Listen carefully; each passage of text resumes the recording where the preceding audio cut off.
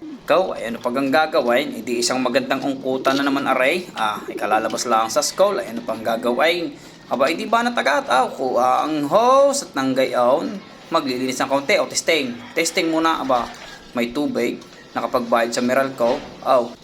Ay di na samahan nyo muna ako ng kaunting umungkot din na sa harapan ng aking sa harapan nasa loob nga pala ako. Ari mga kabigote galing kay Tolber Nilop. Itong toy and frill stencil na itim na yan na nakaparis naman itong aking ice na array na mahilab-hilab na rin naman ang size. Hindi man kagandahan pa ang muka, ang kanyang tuka ay medyo may klipa, ay ayos na yan. Ay ano naman kaya ang kinalabasan at ito naman palang dalawang ito nagkaroon na ng inakay ay hindi ko naman ito madalas kunain at tingnan ng itlog ay hinayaan ko na lamang diyan. Aba nga naman ay nagkaroon nga rin naman ng inakay, mahilab-hilab din nga naman ay ano kaya naman ang mga naging itsura ay aray papakita ko sa inyo. Ayan na nga. Aba talaga namang yung kanyang nanay na ice medyo may kliyento ka, yung kanyang tatay kay Undain pero mga inakay yan ang haba ng tuka mga kabigotay. At makikita ninyo, maaninagan ninyo na medyo light ang pagka blue base niyan mga kabigotay at naaninagan ko yan ng bronze. Dahil nga mas dominante ang kanyang tatay dahil ito ay magtataglay ng toy and frill stencil ay doon sa kaniya babase ng mga kulayan iyan mga kabigotay. Dahil nga yung ating eyes yun ay may pagka-recessive. So ibig sabihin kapag recessive genes kailangan dalawang magulang ay nagtataglay ng ganoong genes nang sa gayon ay makopya yung same na kulay na gusto nating palabasin. At dahil nga mas dominante yung toy stencil doon sa project na iyan ay mas malamang na magkaroon niya ng mga bronze. Sa uliin na at naiinip na ang tatay, magsusubo pa ata. Balik-balik ng kaunti. Huwag ka magagalit, bait-bait.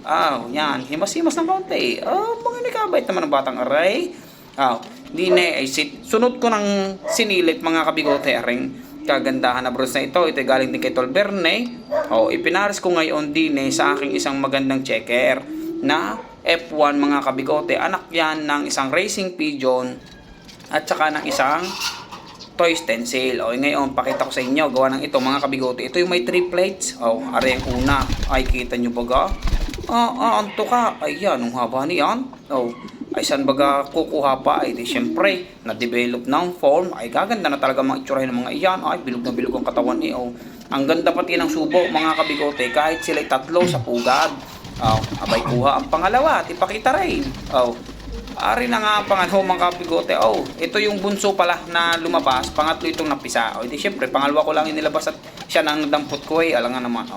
Ito maganda-ganda rin ang form nito mga kabigote. Bilog-bilogan din. Kita nyo, tusok na tusok ang tuka.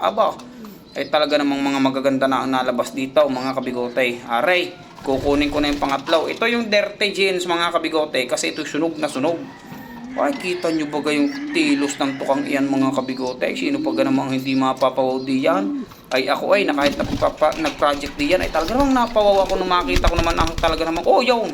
Nasapok na nga ako ng isang aray. Ay talaga namang ang ganda ng form na nasa likod kong yan mga kabigote. Develop din natin na stencil yan. Ito silang tatlo. Ay maganda ang pagkakasubo ng mga magulang.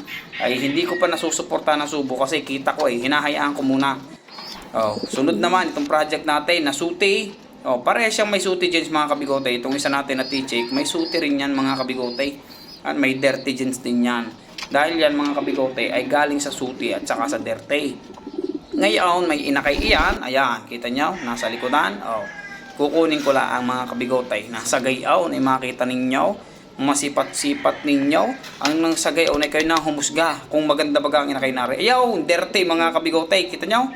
Dirty blue bar yan mga kabigote. Hindi pa lang lumalabas yung bar. Hindi ko pa rin nakikita kung ano baga ang magiging kulay ng bar niya. Pero sa palagay ko ay TS2 o TS1 mga kabigote dahil ang tatay niya ay TS2, ang nanay niya ay suti na TS1. Ay ngayon niya, naanagan ko yung bronze niya kaya tinuturo-turo kong yung ganyan sa inyo pero hindi kita sa camera. Ang maganda dito mga kabigote, yung kanyang head structure, yung kanyang form, matigas, bilog na bilog at talagang maganda mga kabigote. Ay kita nyo baga yun ang head structure niya. So yun mga kabigote, yun lamang muna ang update din sa aking lock. Nawa ay nag-enjoy kayo at sa susunod uling video and subscribe na dito sa aking YouTube channel dahil muli na po akong nagbabalik at magiging active sa aking YouTube channel dahil matagal po tayong hindi naging active sa aking YouTube channel. Yun lamang, maraming salamat. Thank you for watching mga kabigotay. Bye-bye!